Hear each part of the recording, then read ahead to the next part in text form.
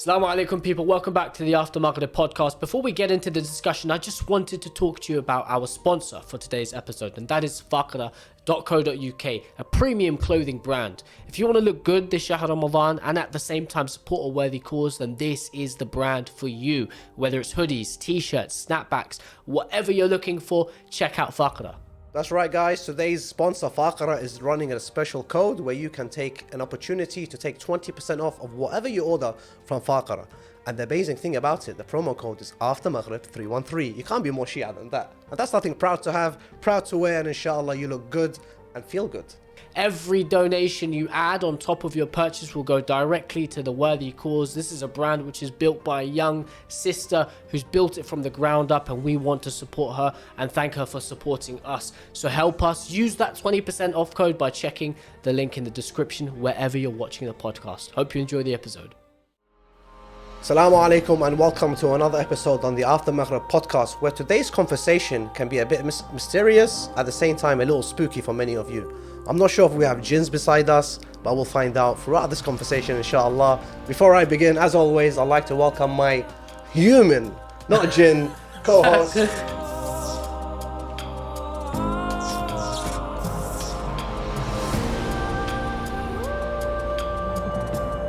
Assalamu alaikum, Ahmed. Wa alaikum salam, Sayed. How you doing? Alhamdulillah, how are you?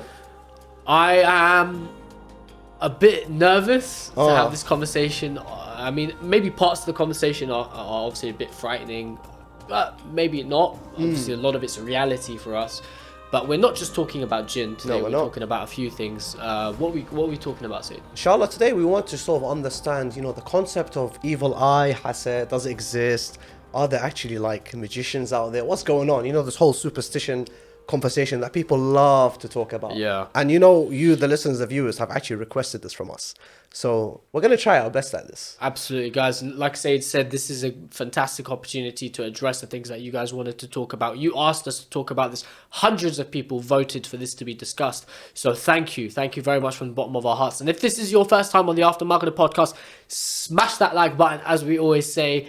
And you'll always get, to be honest, notifications when things are coming out if you also click that notification bell on YouTube. And if you're obviously watching on or listening on Spotify or Apple Podcast, you can also set up for notifications as well.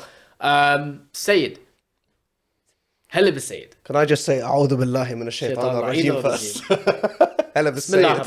I like that. Honestly, Sayed, this is, when we talk about Hasad, a lot of people, firstly, don't know whether Hasad or evil eye is exaggerated or even whether it exists. Someone yesterday sent us a DM and they said, well, if evil eye, envy, Hasad really exists, why does it only affect people who believe in it and not people who don't believe in it? That's a solid, you said they DM'd this, yeah? Yeah. So I think that's a nice way to put it, although I don't fully agree with it. Right. But the fact that he is a guy. Yeah. The fact that the brother mentioned this, that affects only people who believe in it, that means I think it's from the perspective of, because people always think about Hasad, they blame everything on Hasad automatically. So it's not that Hasad is just affecting those who believe it exists, because technically it does exist Islamically. But if you are immersed in this world of, thinking everyone's eyes is on you, you're going to think it's only going to affect the people who actually believe in it. Yeah. Does it make sense? Yeah, absolutely. And obviously the conversation around Hasad and envy is something which is obviously not new to us. Yeah. It's not new to our communities. It's been going on since the time of Rasulullah Muhammad sallallahu alaihi wasallam. And obviously we know that Hasad and envy was something that was also directed towards him. Yes. That many people, and you can imagine, this is in the time of the Holy Prophet, he was a young guy, good looking, very smart, obviously very well mannered, respected as well. And out of nowhere, he goes from having a handful of followers to within 10 years having over 100,000 believers, mu'mineen, who believed in the religion of Islam. A lot of anger was directed towards him. A lot of jealousy was directed towards him. And you know that word used, jealousy. Yeah. And that's where Hasad actually really stems from. Okay. Like in all honesty, if someone is, putting their eyes on you, they're jealous of something that you have that they don't, that you have that they lack, that you're successful in and they're just miserable in. So, and I think it's very fair that we sort of try to make the listeners and ourselves understand the difference between like hasad, jealousy, envy, and if there is something like is good there actually envy. a difference between them? You know, jealousy, I hope I'm right on this, by the way. Okay. Jealousy is more of a way where, you know, you have something and I hate that you have it. Okay. So, mashallah, you are very handsome and I'm just butters. stop. You know, that's the whole thing. I know what you mean. Yeah, because people can be, for example, you know, jealous and hate the fact that, you know, you have some sort of God-given beauty, whereas they don't look as attractive as they wish to be, for example. Right, okay. So that's like one thing. The other thing is that, for example, you might be so successful in your financial life that you have, you know, no issues. Alhamdulillah, I pray. Everyone has no issues paying bills and putting a roof over their head. Some people lack that, unfortunately. Yeah. And they put their eyes on those individuals. You understand? So they're jealous of the fact that you have that and they don't. But then there is envy. And I think when it comes to envy, there's like two sort of avenues that you can take. What you mean, yeah. There's like bad envy. Yeah. And there's good envy. I see where you're coming Do you know the difference between like jealousy and envy, or? I think I understand it. I think I understand it. When you say good and the bad envy, Yeah. correct me if I'm wrong, but from what I understand, do you mean bad envy in the sense of, for example, something I wish I had, and then a good envy in the sense of, well, when you look at someone and you say, wow, they're doing very well, and you observe their growth, or am I getting the wrong picture? No, you're on the right track. Inshallah, I'm on the right track here. Yeah. But it's more about bad envy. Yeah. Is for the example, let's say you have a mansion, Right. and you're a multimillionaire. Yeah. Okay. I don't say mashallah.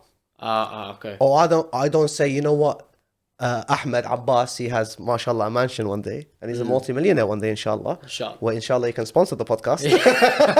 Get us another camera, inshallah. But in all honesty, is that you can have that. God can give you that risk, that wealth, and that good health, inshallah. But we don't say alhamdulillah, and we don't say, you know what, barakallah, or for example, God give you more. You know, make him happy, keep him successful. That's what happens, and you get bad envy. But the moment you start to say, MashaAllah, Alhamdulillah, I am happy that you are successful in life. I am happy that you have no issues in life, inshallah. Oh Allah, make me the same or something similar. That's like good envy. So is good envy a bad thing? By calling it envy?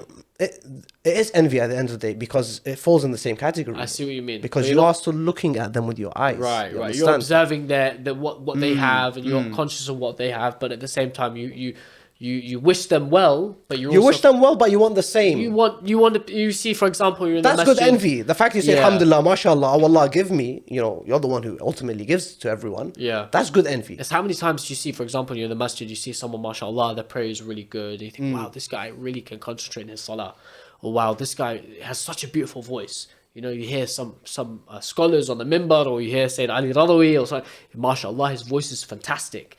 And then you kind of think like, I wish I could recite like that, or I wish I could pray like that, or I wish I could dress like that, for example. You know what I mean? And some people have that, and you can transform that into a good energy. Good energy, that's the word. Do you know what I'm saying? A nice energy where you think, God, give him more. I love the way he represents us and our community, and I wish I could do the same as him. Yeah. Maybe that's something which we can think about. And maybe it's we should transform ourselves from maybe bad so when to you good. have that thought and that mentality and that way of thinking, it's not going to turn into hasad. Right. It's not going to turn into that evil eye where it can now go and destroy that person's life, that person's livelihood, even destroy marriages. Yeah. You know, we have ample of stories, mashallah, we hear.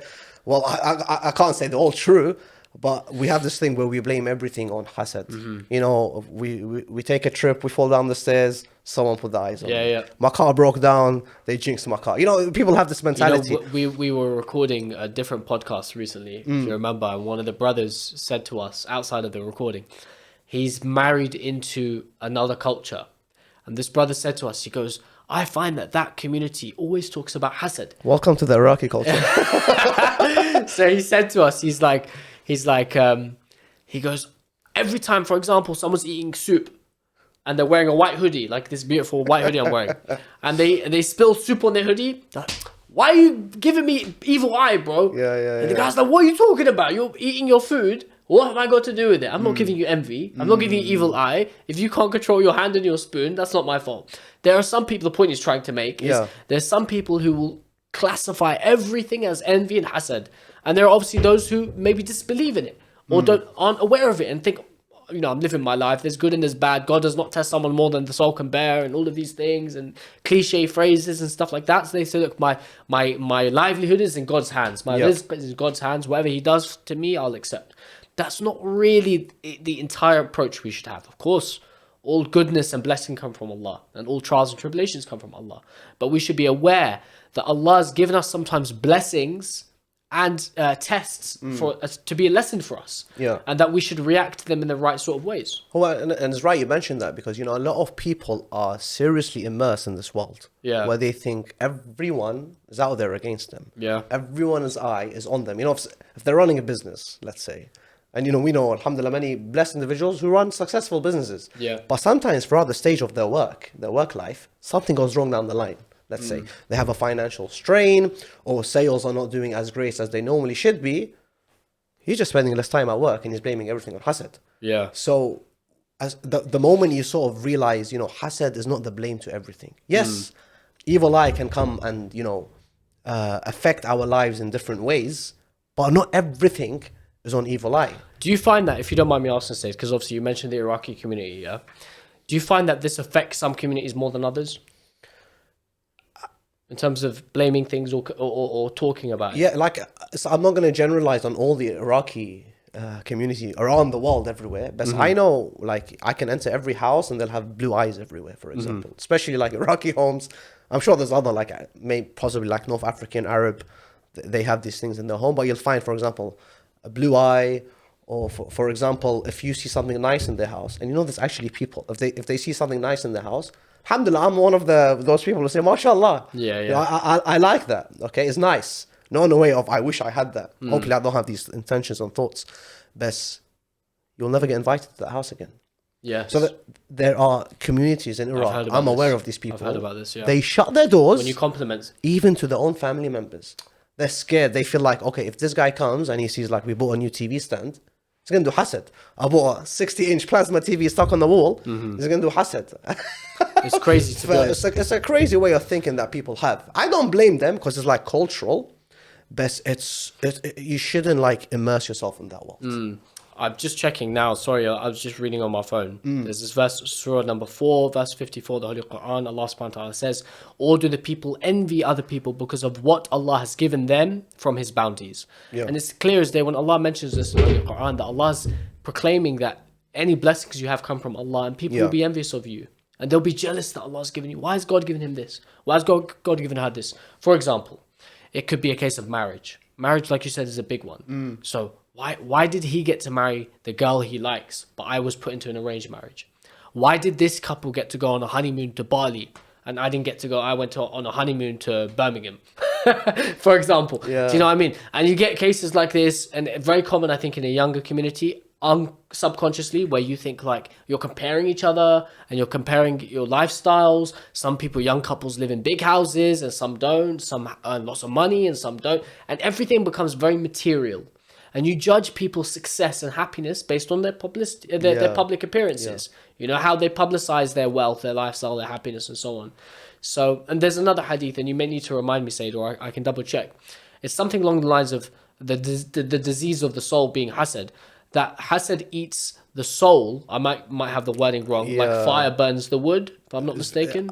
I know you're paraphrasing this. I am paraphrasing. I've come across something extremely similar to this. Yes, yes. And it just goes to show that Hasad can eat into you. The disease of the soul is called that for a reason.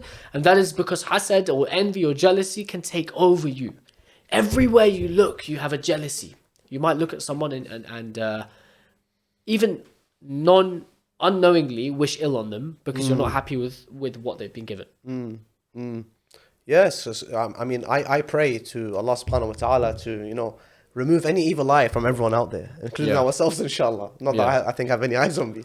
But in all honesty, I think sometimes we are to blame for the hasad that comes to us. And if we look around, and especially in this day and age, just open up social media and you enter a world of everyone happy. No one shares online their misery, by the way. It's very rare, extremely rare, unless they want sympathy or they want to share something that's they feel like is of value to people. But people only share success. People only share happy moments. People only show the most precious moments of their life to the world. And there are people out there, you need to understand, they wish they have that. Yeah. And they don't have that. Of course, they're going to put the eyes on you. And if you're showing your mansion to everyone, if you're showing all your supercars to everyone, if you're showing the holidays are going on, the amazing, food you're having at the most fanciest restaurants, people are going to put their eyes on you at the end of the day. So you're to blame. Don't blame Hasad, all on Hasad, and don't blame everything that happens wrong in your life to Hasad, but you are part of the problem. You've allowed this door to open where everyone has now got their eyes on you. Ultimately, the fact you're sharing everything, part of your life online, all your happiness online, you've entered their eyes on you. Correct. I completely agree. I've just double checked the hadith. It is from the Holy Prophet Muhammad sallallahu alaihi wasallam, where he says, avoid jealousy, for it destroys the good deeds, the amal you have done, as fire destroys and burns through wood. And it just goes to show this is from the Holy Prophet himself. And the word of the Prophet is the word of Allah. So it's easy for us to understand this. And just want to add, Said, of course, like you said, social media is a big one. Okay. It's very easy for us in this day and age to publicize sin, to publicize your blessings, and unknowingly to make public to people what you have that, like you said, other people may not have. So we need to be very conscious when we're posting online. You may be tweeting, you may be putting out Snapchats, you may be putting out pictures on Instagram, you're showing people your holidays, like you said, your cars, your home, wherever it is, your happy marriage, your wedding photos, your children, stuff like that. Be very careful with this thing, brothers and sisters. Especially, for example, like on Instagram, you probably know this. I have close friends. The green circle. The green circle. Yeah. I'm very, very, very, very I like using that feature, and I'm very careful about using it because I know that the people I'm adding to this list are a handful of people who I trust and I know well. Yeah. And for me, I know you're not hiding from the government. Yeah. I know they've got, inshallah, they've got like a good, relationship with me, and they never wish ill on me. And I'm not saying that other people would, but you have to be careful, especially when you're sharing personal things online. We do. And Ahmed, the fact that Hasad exists. Yeah. So for anyone who has like this confusion or doubt, it exists. Hadith prove it. And even the Quran speaks about envy people, jealous people. This all stems from and directs towards Hasad. Yeah. What can someone do? Like let's say, everyone's got the eyes on me. Not me, in case everyone's got the eyes on me, hypothetically. Yeah. Is there something we can do? Of course. That we can sort of ease any eye on us or any calamities that's going to befall on us due to Hasad? Yeah. I know the Quran has like certain chapters and verses that can protect us. Of course. Do you know them? Yes. Well, I hope I know some of them. There's so many gems, pearls of guidance from our ulama, from our Aimma alayhim salam, from the Holy Quran. When the Holy Prophet says, I leave behind the Quran and the Ahlul Bayt. Yeah. Literally take both of them. Don't just take he didn't just say I leave behind Ahlul Bayt. Use the Quran and the Ahlul Bayt, and inshallah you will not be guided. You'll be guided to the straight path. You won't be astray. Now, before we get into those, there are obviously things which are not directly towards Hasad, but there are things which may save you from difficulties in general. For example, we know, of course, the traditions which state if you give sadaqah in the morning, it will keep you away from 70, which is metaphorical, 70 bala, or 70 difficulties that you may face, trials and tribulations across the day. Yeah. Of course, before you sleep, it's recommended to recite the 4 quls, or the mu'addatain. Ma'udat, yeah. Yeah, if I'm not, maybe I've mispronounced it. No, you said it right, but it's normally ma'udat. I think it's something I've heard so I many grew up variations. hearing ma'udat. But the one you mentioned, I've heard of pulpits. Yes. And specifically Surah Al-Falaq and Surah Al-Nas. And we know Surah Al-Falaq is discussing the threats that come from the externals. In specific, the Jinns and that sort of, which we'll get into this conversation. And Surah Al-Nas, which talks about the internal threats, the internal whispers, for example. Should we talk about that now? Because it's kind of linked to the black magic topic. Go on. Yeah? You kick it off. Okay, cool. So, Surah Al-Falaq. بسم الله الرحمن الرحيم قل أعوذ برب الفلق من شر ما خلق من شر الغاسق إذا وقب من شر النفاثات في العقد. What does that mean, Said?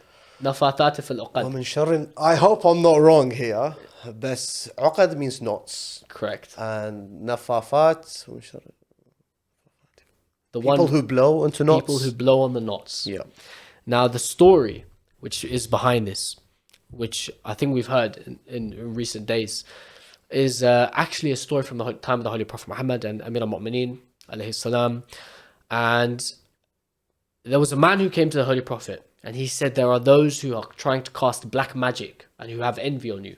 So they took a piece of the Holy Prophet's hair and they tied it on a knot and they tied 11 knots across that piece of hair, and they hid it somewhere. Yeah. Now, obviously, whether you feel the Prophet can be affected by these things or not is a philosophical discussion we don't want to get into today. So Allah told the Holy Prophet through guidance and through the angels that this is the situation. The Holy Prophet gathered a couple of companions and he told Amir al-Mu'mineen, there is a well, jump inside the well, there's a rock, lift up the rock, because obviously Amir al-Mu'mineen was the strongest one, lift up the rock, under the rock you'll find this piece of hair with 7 knots tied on it. The Holy Prophet told him, for each of the knots, I want you to recite each of the ayah. There's 11 knots. In Surah Al-Falaq and Surah Al-Nas combined you have 11 ayahs. Yes. Correct? بسم الله الرحمن الرحيم قل أعوذ برب الفلق من شر ما خلق من شر غاسق إذا وقب من شر النفاثات في العقد من شر حاسد إذا حسد قل أعوذ برب الناس مالك الناس إله الناس من شر وسواس الخناس الذي يوسوس في صدور الناس من الجنة والناس. Total 11, 5 and 6. Yeah. Amir al-Mu'mineen was told to recite 1 ayah on each knot, and it would dispel the black magic that was put on the Holy Prophet. Beautiful. And it was because there were women in Arabia at the time who would blow on these knots, nafathat fil uqad, and would curse the Holy Prophet. There were not just the men who would politicize and wage war on the Holy Prophet, but there were also those who hid in the dark of the night, like the Quran says, and would cast black magic spells on the Holy Prophet. So it just goes to show that envy, black magic, these things are part and parcel of Islamic history. They're part and parcel of the threats that we face in society.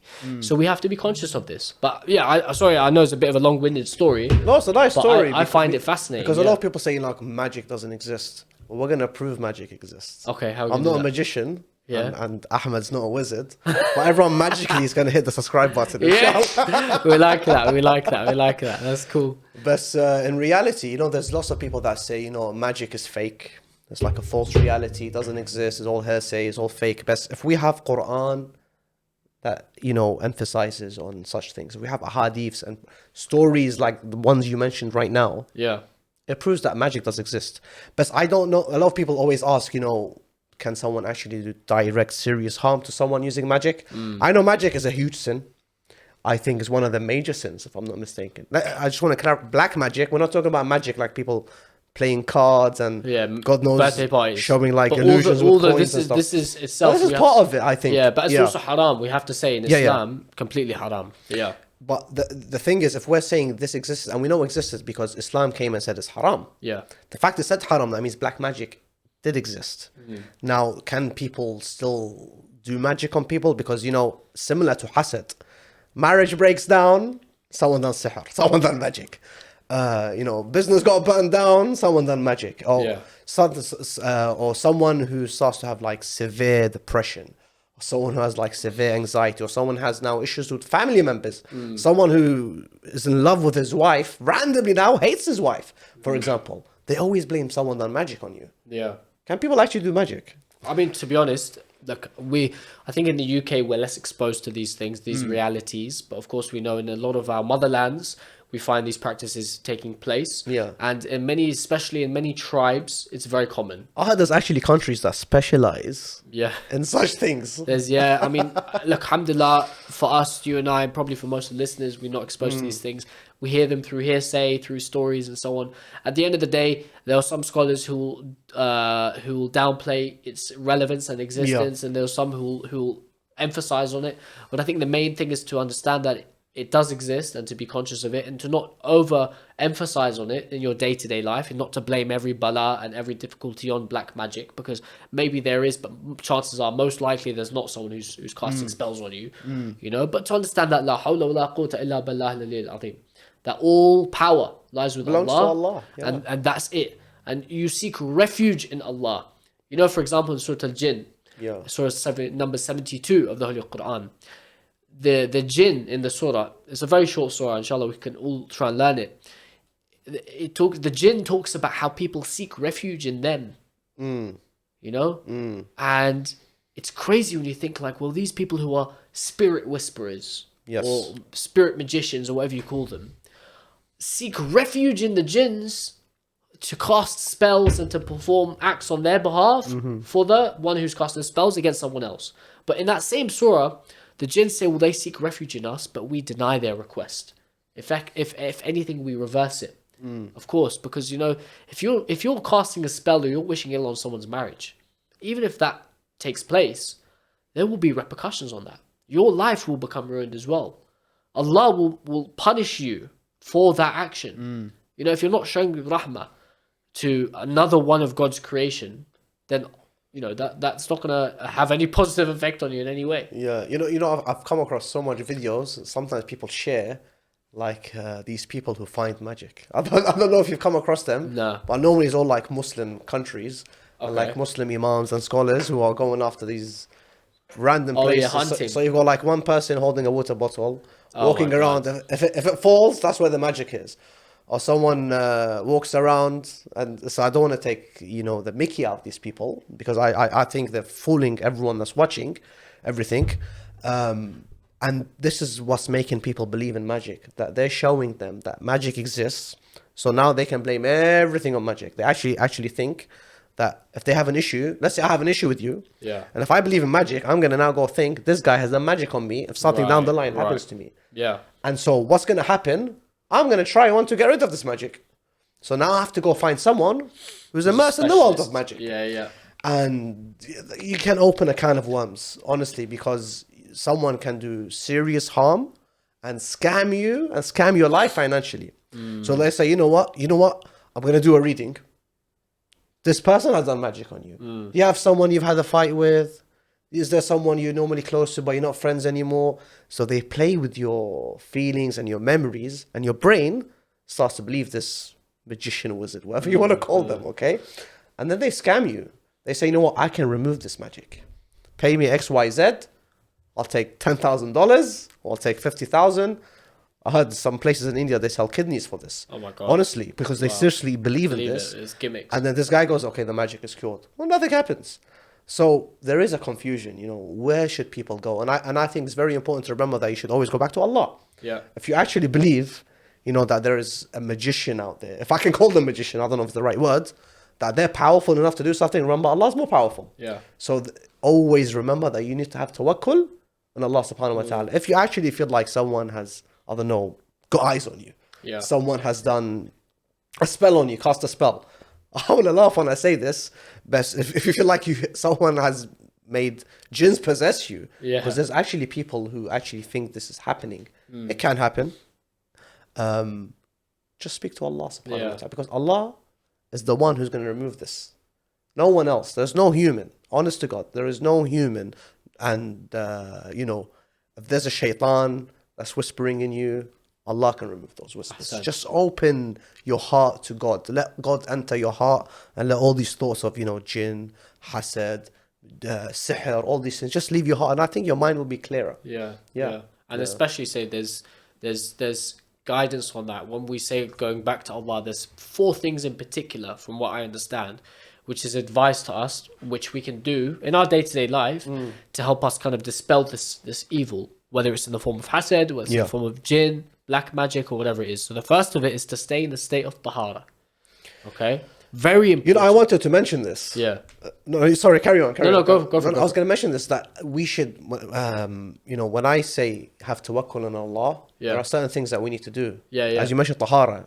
As much as you can, stay in the state of wudu. Ahsant. And sometimes I've realized, I don't think it's suitable to share, but I will share it, because maybe you are in this position. If sometimes you feel like, you have so much, not a doctor, but sometimes you can be affected by severe anxiety and depression and evil thoughts, and you feel like everyone's after you, just see if your soul is purified. Because many times, people are in the state of janaba for months. There are certain things that of course is going to come and affect you. Certain things where God's blessings, the rahmah and mercy can't enter you when your soul is not purified. We're not saying... And the soul and the body they go hand in hand. Yes. Yeah, they're interlinked. So if your body and your soul, if your body is pure, your soul will have, it will be affected by that, and vice versa. If your soul is impure, it'll affect your body as well, because your body will be vulnerable to any inflictions that come into you, for example. So staying in the state of tahara, so najasa, janaba, whatever it is, leave it. and you know, we have to be familiar with the ahkam on this. Like, Yeah, we of have to know course. what's right and wrong. Like, how do you wash yourself when you go to the bathroom? What do you do when you're married and you've got, you know, you're with your girl, you know, that kind of stuff. These are the kind of things that we need to be conscious of. And at the end of the day, you have to know how to do things according to fiqh, you know. So that's number one, staying in the state of tahara. Number two, Imam Ja'far Sadiq alayhi salam, Salamullahi alayhi. says, recite Surah Al-Jinn, which we talked about earlier, every day, and you'll be protected from these things. Surah Al-Jinn, very easy to learn if I'm not mistaken. It's in the last juz of the Holy Quran. I might be wrong, I can double check. But it's a very, very easy, it's one of the last surahs in the Holy Quran. And it should be easy for us to memorize. It should take a minute to recite. Number three, wear a ring on your right hand. It's a sign of a mu'min. Sign of a mu'min, one of the Yeah. 5 signs. And it also dispels this evil from you. And then you never These know. are Fayruz. Fayruz, Dur Najaf, Aqiq, whatever it is. There's so many. And you know, they say when the ring cracks, it means that it's dispelled something away. Okay. It's repelled it. Speaking of a ring cracking, Go on. Yeah. I don't know, but the mention you mentioned, I remember I had a Fayruz that cracked. No way. I swear to God. Now you know. We are, Yeah. and I was actually next to my mom. Yeah. I remember we're sitting down in the living room, sitting down, and randomly we're just talking, and the ring You felt it. exploded. And I still have the ring itself, which is smashed open, and the stone. I have it somewhere. Really? Yeah, I just remember that right now. Now It's you crazy. mentioned. Well, that, I mean, Does there's, that mean someone Hasad on me? from what I understand, A'udhu yeah, billah bro. min shaytanir rajim. That's No, but why- seriously, I never linked it. I mean, that's from what I understand. It's I'm looking at my ring to see if there's any cracks, but nah, alhamdulillah. No, I mean it physically Yeah, exploded. exploded, like Yeah. popped. I mean, that's the whole concept of Islamic rings is it repels energy, evil energy from you. That's what we know. And the fourth thing is not to publicize what good you have, what blessings you have Yeah. openly in public. Yeah. You know, the equivalent of Instagram today, the equivalent. It back in the time of the Holy Prophet, it's like if I had a painting, obviously you couldn't print things out. You go around to everyone's If I had a house. painting, I went to a honeymoon in Bali. I went to a honeymoon in Malaysia, for example. You're showing Yeah. everyone like that. Yeah. You're not going to do that in front of 800 people, 4,000 people, 200 people. Back in those days, why are you going to do it now? Like, okay, fine, do it with some emotional intelligence. Like, if you're going to show people beautiful scenery, do it. Don't be like, oh, I'm so grateful. I went to the most beautiful place on my earth, me and my bay and all of that stuff. Chill out, man. Like, relax, because there are people who are watching that who are, I'm struggling to get married. You know, why is this guy? He's with a good-looking girl. What's he doing? He's got money. Look at him. He's got a nice job. He's spending, how much must it cost him? 5-10 grand. You know, like people are doing these calculations, and even they'll move on with their day. They'll forget about that thought, but they'll be annoyed. They'll be like, Yeah. this guy, bro, what's he doing? Like, that is negative energy which is directed at you. Leave it out. Why are you putting yourself in that position? So the fourth thing we're told to do is to stop publicizing your blessings to the point where it can put you at risk. Yeah. In my opinion, it's okay to a degree if you say, you know, you go out with your friends to a wedding and you guys are all dressed in suits and you take a group picture. You look good. You're happy together. Nice. Post it. Bismillah. Can I take a picture with you? Bismillah, Sayyid. Ya Allah. Love it. Ya I'm Allah. honored to Can share I post screen with you it? every Can I week. post on my Instagram? Well, I'm going to wear my ring just in case on that picture, just to be safe. That's what I'll say. Nah, of course, bro. Yeah. But I think these are things that we're told to do. We've got to take these things seriously. You Yeah. know? And you know, the last thing I'll say, if you don't mind, Said, is that, you know, when people have these feelings, a lot of the time it's waswas. It's shaytan. You know, when Allah says, Bismillah ar-Rahman alladhi yuwaswisu fi sudurin nas, it's talking about the whispers of the jinn in your ear and in your soul. The greatest of jinn is who? Iblis, shaitan. When you get to the point where the whispers are becoming part and parcel of your thought process, you vocalize that. You become the voice of these satanic whispers in your ears. To the point where you don't even realize, but it's affected you so much, your heart has become null and void to it, that you're outwardly. Speaking of shaitan, you know what I learned recently? Go on. And I feel very stupid that I didn't know this. Yeah. I thought there's only one shaitan.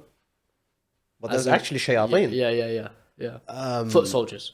Oh yeah, Yeah. I didn't know. I'm 30 years old. I just found this out the other day that But there's one like, Iblis is Top. the top Yeah. G when Yeah, it yeah, comes yeah. to this satanic world. There's actually shayateen everywhere, and they say Yes, correct, for every human there's a qareen, and that qareen is his own It's like a designated designated enemy. shaitan Oh my God, basically. astaghfirullah. Yeah, That's so creepy. you know how we have, mashallah, Latullah. inshallah, good angels recording our good deeds. You know, everyone has like their own designated shaitan. My God. There's a Netflix That's series, so Designated creepy. Survivor. We have Designated Oh my Shayateen. days, bro. But That's in all honesty, that's how. And speaking of, you know, Surah An-Nas, you know, Satan whispering in our souls. yeah. You know, when Musa alayhi salam was sent with the words of Allah subhanahu wa ta'ala, there was a time where Pharaoh used to bring magicians and trick the people. And people actually believed in magic. And now this is where we learn that there is true magic and there is illusion.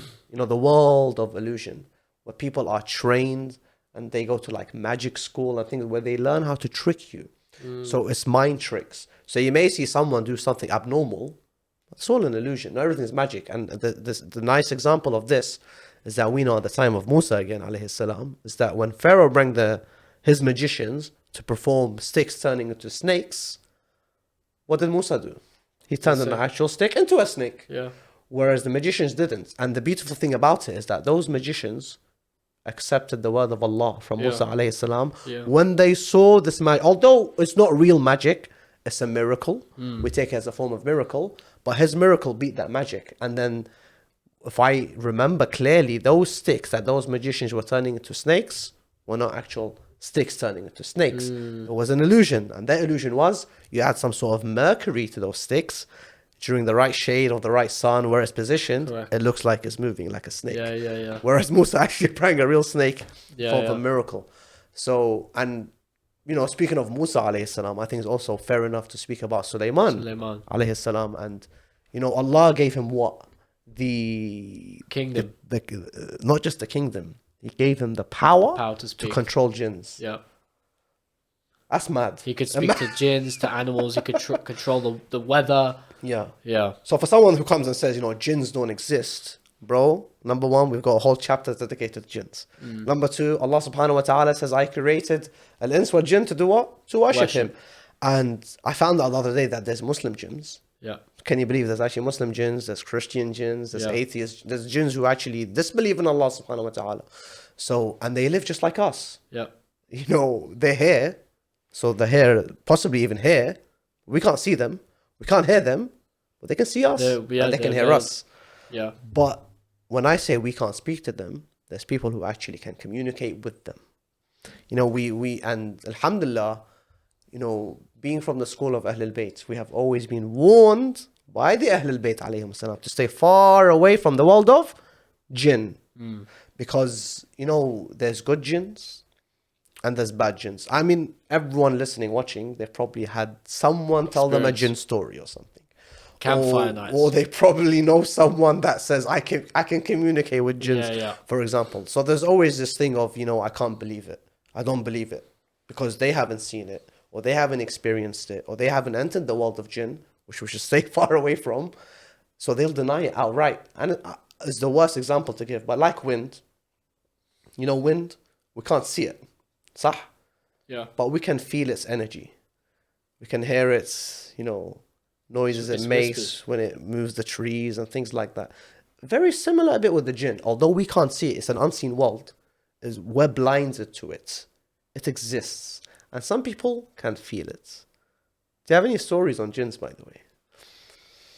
I think everyone's got stories on jinn, Sayed. From on my personal experience, nothing that I can share. Obviously, I've heard a lot of friends who have told me stories.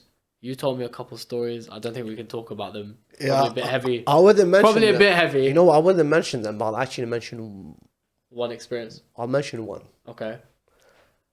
And I've never actually said this. There's only 3 people who I've spoken to where I've actually experienced some abnormal activity. Shall we say? I was at someone's house. Okay. And I was next to them, and I was sitting on the sofa, and I put my phone on the armrest of the sofa. Okay. Okay? So now imagine I'm sitting down, I'm sitting next to this person in their living room. Not my house, it's someone's house.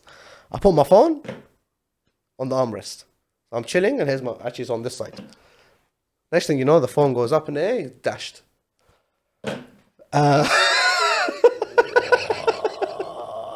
It's mad. I know. And till now, sometimes I'm like, is it an illusion? Am I losing my mind? Am I going crazy? But at that moment, Ahmed, I looked at the person next to me, and they looked at me because they saw the same thing. So they saw my phone get lifted and just get dashed. We acknowledged something happened, but we never spoke about it. About a few days later, we entered the conversation when we came back to the same house, and we're like, do you remember what that happened? We're like, yeah. But the other person was like, just let's not talk about it because it's not the first time. So they haven't told me that they've had some experiences in this house when it comes to this. Oh my God. So for them it was normal. And he was, yeah, I know it sounds like fake. But that's why I haven't said it. But the fact I have a witness that was there. I just need to ask. Mohsin, behind the scenes, bro. How are you feeling, bro? I'm feeling the chills, literally. Yeah. I can't believe that. It's crazy when you say it, but that's the unseen world. Yeah. Either I have, God forbid, some mental health issues, or the person next to me has mental health issues that was with me there on that day. Oh my God. Phone lifted, thrown. To be honest, you hear things like this a lot, and it's crazy. It's crazy, and obviously they can spook you out, they can freak you out. I don't want to scare anyone. Nah, but guys, to be honest, you got to remember. Exist. Sayed Ali told me as well. He said that if the best thing to do is not to fear it, to be aware of Allah's power. I had obviously a story I was telling you before as well about knowing Ayatul Kursi. One of my friends had a very scary experience where he saw one face to face, and obviously we don't want to get into it too much. Best not to talk about these things a lot. But he recited Ayatul Kursi and it helped him in the situation. So we should all learn Ayatul Kursi. If you've got kids, teach them Ayatul Kursi. You've got younger siblings, older siblings, your parents, even if they're not aware of it, make sure everyone in your household knows it, recites it every day. Like it's for our own good at the end of the day, you know, to protect us. As soon as we finish recording, I'm going to get in my car and recite it. That's the first thing I'm going to do. Are you going to sleep tonight? Am I going to sleep tonight, bro? I don't know. You're going to sleep reciting the Ma'udat, inshallah. Honestly, fall asleep reciting my... You know, that was probably one of the biggest blessings, alhamdulillah, that my family taught me growing up, especially my grandmother, may Allah bless her, was to always recite the surahs before you sleep. Same you know? here. And even now, alhamdulillah. I'm doing it to my daughters now. I was going to say, you're doing it to your daughters, I'm doing it for my son, and it's become part and parcel of our life, you know. It's very nice as well. I have to shout out brother Imran Ali Kaki, who's a good friend of ours. He gives so many great tips on his page on Instagram. I forgot his handle, but about how to teach... Sorry? The Quran reciter. The Quran reciter, yeah. Great guy, amazing friend. Hopefully we'll have him on the podcast soon at one point, inshallah. But he says about how to teach your kids surahs, like these key critical surahs. So yeah, guys, if you've got anything you want to share with us, I don't really know whether you want to share us a story on the comments or not. That's entirely your choice, guys. But keep it PG. Keep it quite chill, because you don't know how old people are who are reading the comments. Or if you don't want to share it with the world, send it in as a DM or as an email. Yeah. And inshallah they'll pass it on to us. Yeah, so we can get scared. Even better. Yeah. Thanks, Sayed. I'm not. I don't approve of that, but khair, no worries. Yeah. But you guys, I'm very easily scared. I think, in all honesty, just remember, Allah's more powerful. Yeah, 100,000%. And try not to think about jinns and magic and hasad all the time. We're followers of minimum. Because these things literally take you away from Allah subhanahu wa ta'ala, whereas you are here to do something completely opposite. Absolutely, guys. Wow, heavy. I feel safe wearing my Zulfaqar here. Yeah. Again, guys, thank you to faqra.co.uk for sponsoring the podcast. And if you are watching, if you're listening, check out the link in the description below. You will see a promo code After Maghrib 313 to get 20% off any purchase you make for faqra.co.uk. They're upcoming really high-end Shia brand for clothing, ships worldwide. Every donation, every purchase you make, a portion of it will go to charity, and then any donation you make on top of that will go directly to those in need. What better time is there to do this? You know, we're leaving the days of Sha'ban, entering the holy month of Ramadan. These are the days where you need to look good. You've got a lot of places to go, I'm sure, majlis and mosque and iftars and various other things.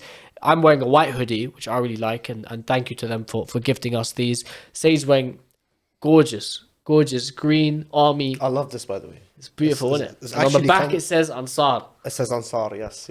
And for me, on the back, it says number 72, and it references the Shuhada of Karbala. Like, these are beautiful things, and you can wear them anywhere, really, guys. So check out the link in the description. Get your promo code 20% off on faqra.co.uk. And yeah, anything to add say before we wrap up?